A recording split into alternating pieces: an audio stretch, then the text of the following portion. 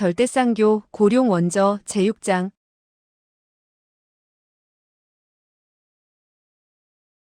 6. 도깨. 등불 하나가 연남천의 얼굴을 비췄다. 연남천은 현기증을 느끼며 차츰 의식이 돌아왔다. 머리가 깨지도록 아팠고 목에서는 불이 타오르는 것 같았다. 한참 만에야 그는 겨우 눈을 떴다. 하파바는 호탕하게 웃으면서 말했다.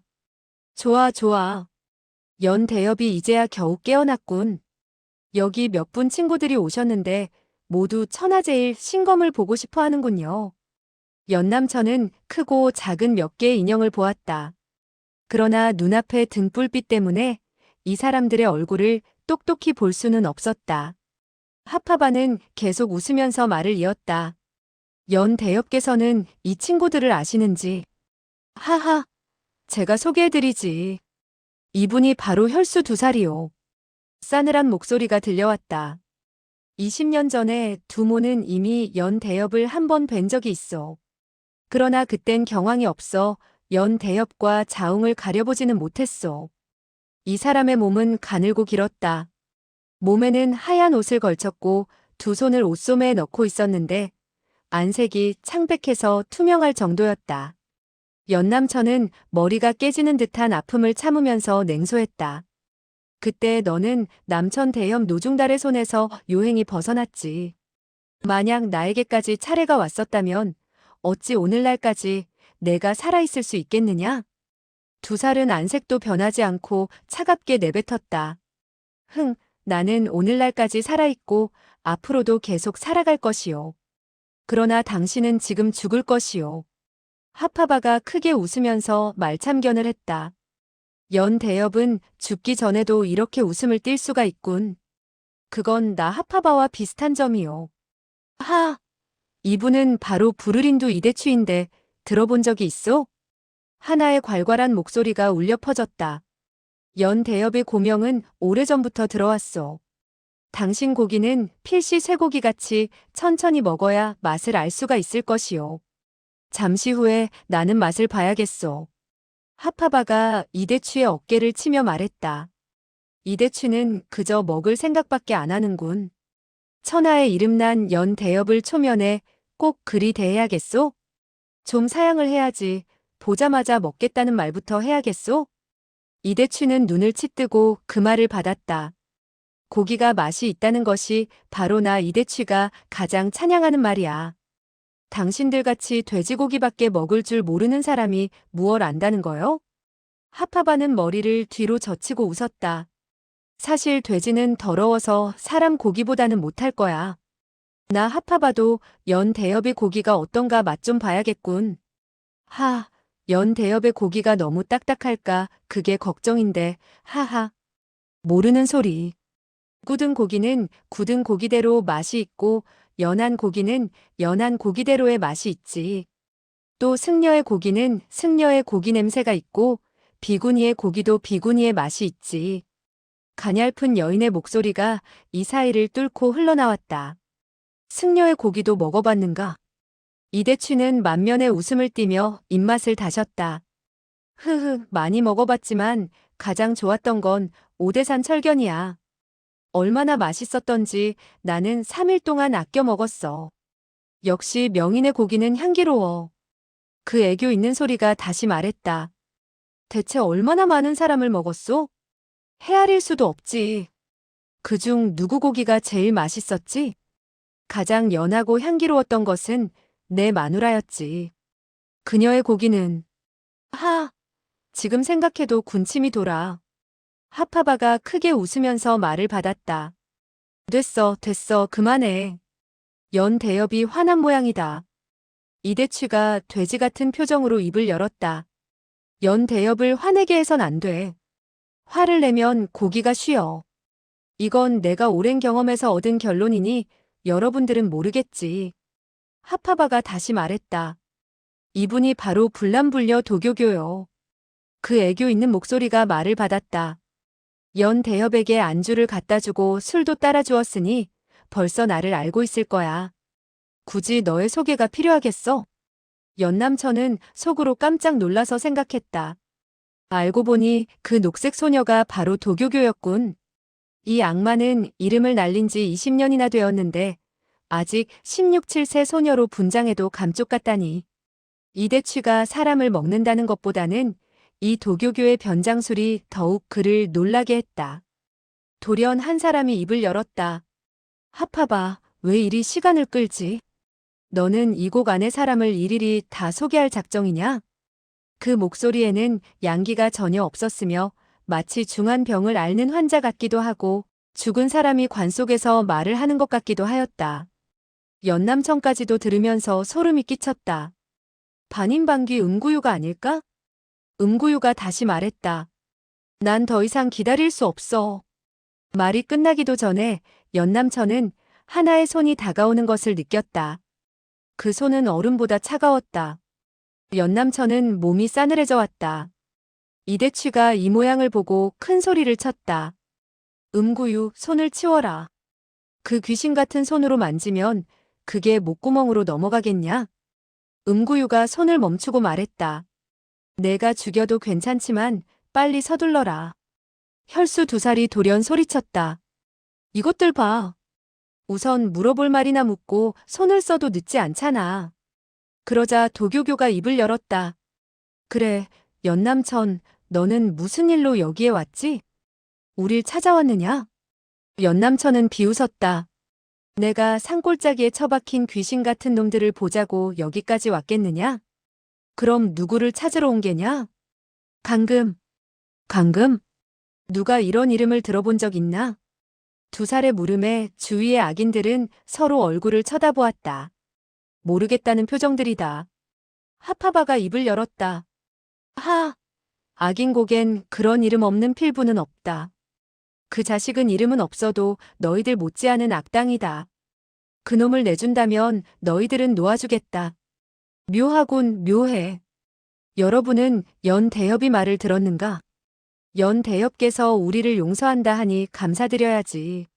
말이 끝나기도 전에 껄껄, 히히, 하, 여러 가지 웃음소리가 일시에 들려왔다. 연남천이 무거운 소리로 입을 열었다. 여러분, 그렇게 우스운가? 도교교가 흐르라고 괴상하게 웃으며 말했다. 당신은 지금 13줄의 밧줄에 묶여있고 또 2노대에 의해 4군데나 혀를 눌렸는데 목숨을 구걸하지는 못할 망정 우리를 용서하겠다니 세상에 이보다 더 우스운 일이 어디 있겠는가? 흥, 도교교의 말이 계속됐다. 그러나 내가 말해두지. 곡 중에는 확실히 강금이라는 사람이 없어. 당신은 필시 남에게 속아 여기까지 죽으러 온 것이야. 하, 여기가 어떤 곳이라고. 연남천은 덩치 큰 어린애야. 돌연 연남천이 소리쳤다. 못된 녀석.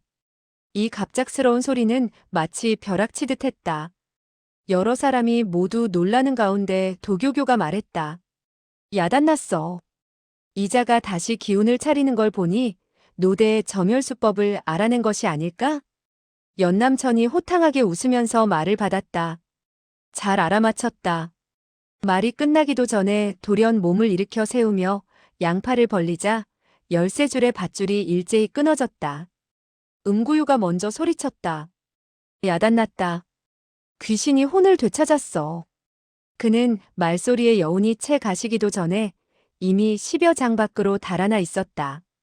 그의 경공은 과연 일품이었다. 쿵쾅 하는 소리가 나면서 뒤로 물러서던 하파바의 몸이 상에 부딪히며 바닥에 몇 번 뒹굴었다. 그는 마룻바닥을 열고는 지하 미로를 찾아 급히 사라져갔다. 도교교는 침착하게 입을 열었다. 의기나마는 여자와 싸우지 않는다 했으니 어디 봅시다. 도교교는 말이 끝나자 옷을 벗어 맨살을 드러낸 채로 덤벼들었다. 연남천이 당황하자 그녀는 옷을 그의 얼굴에 던지고는 바람처럼 달아나 버렸다. 이대취는 크게 앙천대소하면서 말했다. 연남천, 나와 오늘 한번 붙어봅시다. 입으로는 이렇게 말했으나 주위를 살피던 그는 2살의 몸 뒤를 돌아 내빼며 말했다. 2 노대가 가장 무술이 고강하니 먼저 해보시오. 사실 연남천은 간신히 일어서긴 했어도 미처 진기를 집중시키지는 못했기 때문에 이 사람들이 다 함께 손을 쓴다면 당할 수밖에 없는 처지였다. 하지만 음구유, 도교교, 하파바, 이대취 등은 모두 질의 겁을 집어먹고 달아나 버렸고 2살 혼자만 남았다. 연남천은 진기를 집중하면서 사리가 가득한 무서운 눈초리로 그를 바라보았다.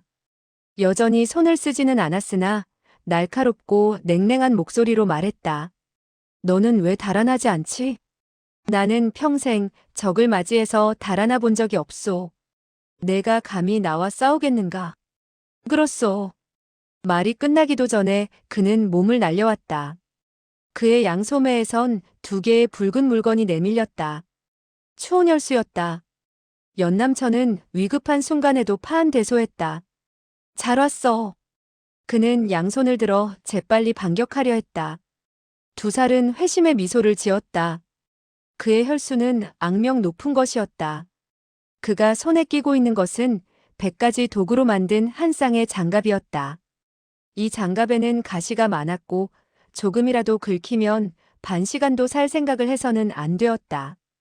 더구나 이때의 연남천은 적수공권이었으니 죽음은 불을 보듯 뻔한 일이었다. 그러나 연남천의 양주먹은 분명히 혈장을 향했었는데 어찌 된 일인지 중간에 와서 방향이 바뀌어 있었다. 그는 가슴이 철렁했다. 마치 길을 가다 구덩이에 발을 헛디뎠을 때처럼 마음이 내려앉는 것 같았다. 바로 이때 그의 양팔이 잡혔고 소리도 지르기 전에 뚝 하는 소리가 났다. 그의 오른팔이 부러지고 만 것이다. 연남천은 넘어지는 그를 잡아 일으키며 무서운 소리로 말했다. 곡 중에 강금이라는 사람이 있느냐? 2살은 너무 아파서 이를 악물며 간신히 대답했다. 없다면 없는 줄 아시오. 그럼 아기는 어디에 있느냐? 뭐 모르니 날 죽이시오. 너도 사나이니 너의 목숨을 살려주겠다. 연남천은 손을 들어 2살을 던져버렸다. 2살은 과연 무림의 고수였다. 뼈가 부러진 고통 중에서도 공중에서 몸을 훌쩍 뒤집으며 똑바로 내려섰다. 그의 하얀 옷은 이미 붉은 핏빛이었다. 그는 왼손으로 오른팔을 잡고 소리쳤다. 당신은 나를 용서했지만 나는 당신을 용서하지 않을 것이오. 내가 누구에게 용서를 빌어본 적이 있을 것 같나? 좋소. 2살은 원한 맺힌 한마디를 남기고 몸을 돌려 사라져버렸다. 연남천은 그의 등 뒤에 대고 무섭게 소리쳤다. 우선 내 아이를 돌려줘. 그렇지 않으면 난 이 상곡을 완전히 없애버리겠다. 그의 목소리가 그치자 사방은 조용해졌다. 연남천은 크게 노해 있었다. 한 발로 탁자를 부숴버린 뒤 벽에다 구멍을 내버렸다. 밖으로 나오면서 기둥을 치자 집은 완전히 무너져버렸다. 그러나 악인곡의 사람은 그 누구도 고개를 내밀지 않았다. 좋아, 너희들이 언제까지 피하나 보자. 밖으로 뛰어나온 그는 몸을 돌리며 옆집의 문을 걷어찼다. 문짝이 날아가고 집 안에 있던 2사람이 그를 보고는 놀라 달아났다. 연남천이 소리쳤다. 어딜? 급히 앞으로 달려가면서 2사람의 등을 움켜잡았다. 연남천이 소리치면서 한 사람을 벽에 집어던졌다. 하얀 벽에 머리가 터져 피와 골수가 튀었다. 다른 한 사람은 너무나 겁에 질려 발에 힘이 빠져 후들거렸다. 그는 급히 달아나려고 했지만 혼비백산에서 움직이지 못하고 땅에 풀썩 쓰러졌다. 연남천이 이번에는 그를 잡아당겨 올리며 말했다. 이놈아, 내 친구를 따라가야지. 그 사람은 돌연 큰 소리로 말했다. 잠깐, 내가 할 말이 있어. 그는 이 사람이 어린 아기의 행방을 말할 줄 알고 즉각 손을 멈추었다. 우리는 당신과 아무런 원한이 없는데 왜 살수를 쓰는 거요? 악인곡에는 악당들 뿐이니 모두 죽어도 억울하지는 않을 것이다. 그렇소. 나 만춘유도 옛날에는 악인이었소. 그러나 벌써부터 마음을 잡았는데 왜 나를 죽이려는 거요? 왜 나를 죽이는 거요? 연남천은 그의 눈물 섞인 말에 손을 멈추고 한동안 서 있었다. 악인곡에도 마음을 고치는 사람이 있겠지. 그는 잡았던 손을 스르르 놓으며 소리쳤다. 가라. 그 사람은 일어나자 고개도 돌리지 않고 총총히 달아났다. 연남천은 그가 달아나는 것을 보며 길게 탄식했다. 무고한 사람을 죽여봤자 무슨 소용이 있겠나? 연남천아 연남천, 너의 둘째 동생에겐 단 하나의 아이가 남았다. 내가 정신을 차리고 대책을 생각하지 않으면 둘째 동생은 대도 잊지 못한다. 그때에는 내가 악인곡을 쑥밭으로 만들어도 무슨 소용이 있겠어. 이런 생각으로 화가 차츰 풀려갔다. 그가 눈을 돌리자 문이 부서진 집의 내부가 보였다. 그곳은 매우 넓었다. 사방에 가지각색의 약초가 벽에 걸리거나 바구니에 담겨 있었다. 연남천은 강호에서 오랫동안 유랑했기 때문에 견식이 풍부하며 의학에 대해서도 아는 바가 많았다. 시간이 있으면 산에서 약초를 찾아 동문의 치료약을 만들곤 했다. 그는 호기심에 안으로 발을 들여놓았다. 난로가 크게 타오르고 있었으며 동으로 만든 주전자엔 무엇인가 끓고 있었다. 기묘한 모양의 솥도 있었는데 짙은 약 향기가 풍겼다. 이 집의 약초는 희귀한 것인지 그는 그중 두세 가지밖에 이름을 알 수 없었다. 그는 그제야 놀라움을 금치 못했다. 알고 보니 그 만출류는 의술이 뛰어난 모양이구나. 그를 죽이지 않은 게 다행이다. 그가 만약에 마음을 고치지 않았다면 어찌 이렇게 의술에만 전념할 수 있었으랴? 안에서는 짙은 약 향기가 풍기는 수증기가 퍼져 신비로운 분위기를 내고 밖으로는 달빛이 고요했다. 이때 한 사람이 달빛에 비치며 걸어오는데 키가 크고 마른 흑의인이었다. 그는 한 걸음 한 걸음 집안의 수증기 속으로 걸어 들어왔다. 그의 발걸음은 고양이보다도 가볍고 민첩했다. 연남천은 침착히 그를 주시할 뿐 입을 열지 않았다. 이윽고 흑의인은 연남천 앞에 우뚝 섰다. 그의 눈에서는 교활한 빛이 흘러나왔고 입가에는 애매한 미소가 떠올랐다. 그는 폭언의 예를 하고 웃으며 말했다. 연대협 안녕하시오? 제가 바로 천장검 사마연이요. 연남천은 그제야 약간 놀라면서 말했다. 너로구나. 너도 왔군. 사마연은 껄껄 웃었다. 연대협께서 당도하기 전에 제가 이미 도착했었소. 연남천은 돌연 무거운 소리로 말했다. 넌 뭘 믿고 여길 왔느냐? 내가 너를 죽이지 못한다고 생각하느냐? 나라가 싸워도 사절을 죽이지는 않는 법이요. 연남천이 이맛살을 찌푸리면서 말했다. 그래, 무슨 일이냐? 내가 온 것은 연대협과 흥정할 것이 있어서요. 무엇이냐? 아기에 관해서냐? 그렇소. 연남천은 그의 옷자락을 부여잡으며 소리쳤다. 아기는 어디 있느냐? 사마연은 대답을 하지 않고 다만 빙긋빙긋 웃으면서 연남천의 손을 내려다보았다. 연남천은 이를 악물면서 드디어는 손을 놓았다. 사마연이 그제야 입을 열었다.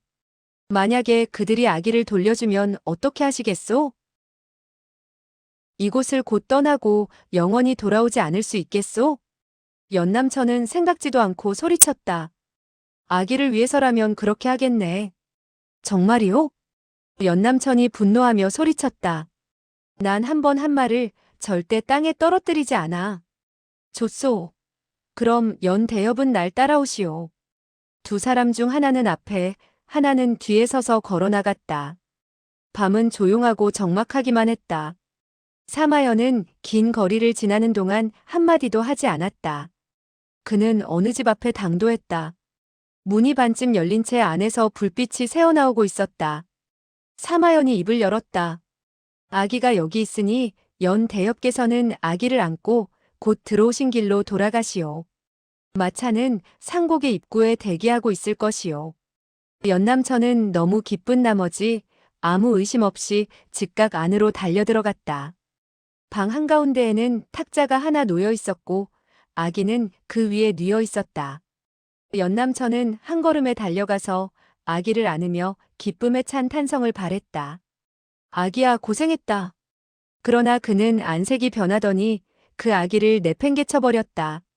이 녀석들이 헝겊 인형을 가지고 나를. 그 순간 사방에서 수백 개의 암기가 비수처럼 공기를 찢으며 들이닥쳤다. 연남천은 소리를 지르면서 몸을 공중으로 치솟아 올렸다. 그는 단숨에 지붕에 구멍을 뚫고 나온 것이다. 집 주위에서 여러 그림자가 사방으로 흩어져 달리기 시작했다. 연남천은 소리를 치면서 공중에서 몇 장을 펼쳐냈다. 펑, 푹 하는 소리가 잇따라 일어나면서 피가 사방으로 튀었다. 곧 몇 사람이 죽어 넘어졌고 몇은 여전히 달아났다. 연남천은 길 한가운데 내려섰다. 그는 무서운 목소리로 외쳤다. 그까짓 암수를 쓴다고 내가 당할 것 같으냐? 나를 죽이려면 나와서 싸워보자. 싸워보자, 싸워보자, 싸워보자. 그러나 그의 목소리는 먼 산정의 메아리가 되어 되돌아올 뿐 악인곡은 다시금 무인지경의 정적에 잠겨들었다. 그는 초조함과 울분으로 가득 차 주위를 둘러보며 걸었다. 곡 안에 있던 등불은 어느 틈엔지 모두 꺼져 있었다. 달빛이 있어도 곡 안은 무겁게 어두웠다. 이때 하나의 도광이 집 모서리에서 공기를 찢으며 내리쳐왔다. 그 칼은 한눈에 보아도 명가가 배출한 것이었다. 재빠르고 예리하기가 아주 정확하게 연남천을 두 동강으로 낼 기세였다.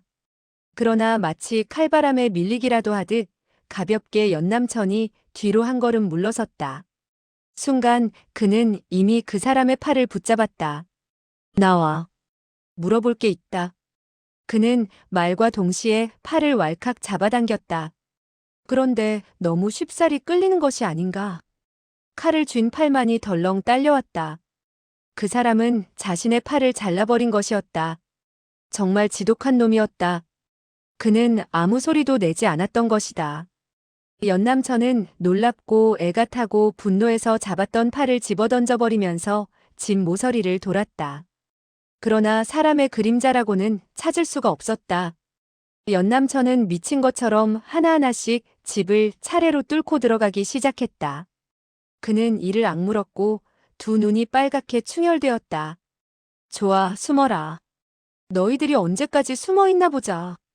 그는 몇 개의 의자를 들고는 거리 가운데로 나와 앉았다. 그는 분노에 차 거칠게 소리쳤다. 악인곡에 있는 놈들이 귀신이라면 연남천은 귀신을 잡는 사람이다. 한 사람의 목소리가 들려왔다. 그까짓 갓난아기가 뭐 그리 대단한가? 필요하면 주겠다. 연남천은 의자에서 벌떡 일어나며 재빨리 소리나는 쪽으로 달려갔다. 어둠 속에서 사람의 그림자가 언뜻 비쳤다. 무엇인가를 던지는데 보기에 어린애를 싼 보퉁이 같았다. 연남천은 급히 신형을 날려 낚아챘다가는 곧 다시 되돌려 던져버렸다. 손에 닿는 감각이 사람이 아니었던 것이다. 그 보퉁이가 다시 날아가서 벽에 부딪혔다. 순간 쿵 하며 벽을 반이나 폭파시켰다. 그 보퉁이는 화약을 싸맨 것이었다. 연남천이 조금만 동작이 늦었다면 지금쯤은 벌써 산산조각이 됐을 것이다. 연남천은 주먹을 불끈 쥐었다. 손바닥은 온통 땀투성이었다. 도깨! 연이어 계속되는 도깨였다. 비록 영웅일지라도 조금만 소홀히 하면 여기서 죽고 말 것이다. 연남천은 벌써 몇 개의 난관을 지났다. 그러나 그가 앞으로 얼마나 더 버틸 수 있으랴. 이런 생각을 하자 그의 가슴은 무거웠다. 나도 암암리에 그들을 찾아야겠다. 연남천은 정신을 차리고 주저없이 어둠 속으로 숨어들었다. 악인곡의 도당들이 그를 암살하지 못하게 하려는 것이었다. 연남천은 어둠 속으로 몸을 감추어 마치 뱀이나 고양이같이 은밀히 나아갔다. 그러나 연남천은 아무도 찾을 수가 없었다. 집집마다 텅텅 비어 있었으며 모두들 어디로 갔는지 종적이 묘연했다. 연남천은 각 집을 샅샅이 뒤졌다. 그때서야 그는 악인곡이 매우 큰 마을이라는 것을 새삼 깨달았다. 밤은 매우 조용했다. 악인곡은 하나의 무덤 같았다. 스산한 바람만이 옷 속을 파고들었다. 이때 바람 속에서 나지막한 소리가 언뜻언뜻 들렸는데 사람의 말소리 같다. 연남천은 숨을 죽이면서 다가갔다. 과연 가벼운 말소리가 어느 집 안에서 들려왔다. 한 사람이 말했다. 소도는 과연 재주가 좋아. 아이를 고이 잠들게 했으니 말이야. 비록 웃지는 않았어도 하파바의 목소리라는 것을 금방 알 수가 있었다. 또 다른 한 사람이 말했다. 이 어린 아기를 인질로 했으니 다행이지. 그렇지 않으면. 돌연 도교교가 말을 끊었다. 이대추는 무얼 하나? 이대추가 가볍게 웃으면서 입을 열었다. 이 여자의 피부를 보고 있자니 옛날 마누라 생각이 나서. 그러나 이 시체는 이미 죽은 지 오래되었어. 그래도 보관만 잘하면 먹을 수가 있어. 좋아, 그녀를 먹어도 좋아. 이건 필시 연남천 의제의 마누라야. 그녀를 먹고 우리 두 노대를 위해서 복수한 셈 치자. 이대추의 침이 고인 목소리가 들렸다. 우선 이 향료를 제거하고 다음은. 밖에서 이 소리를 듣던 연남천은 극도로 화가 나서 온몸에 피가 거꾸로 역류하는 듯 했다. 그는 큰 소리를 내지르며 번개같이 문을 박차고 들어갔다.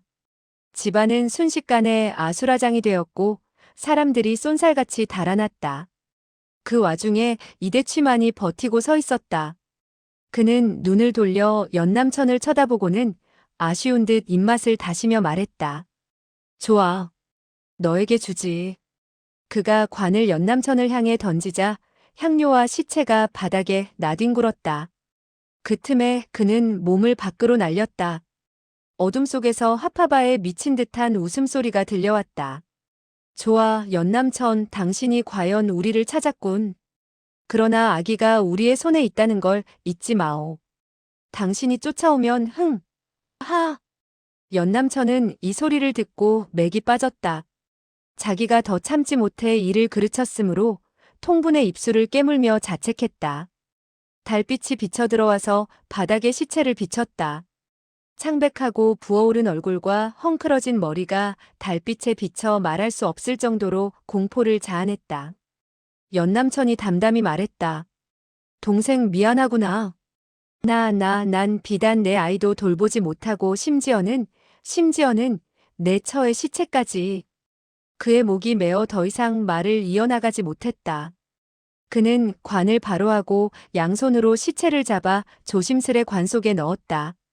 그는 눈물이 앞을 가려 시체를 바라볼 수가 없었다. 그는 쓸쓸히 눈물을 흘리면서 중얼거렸다. 편히 쉬오.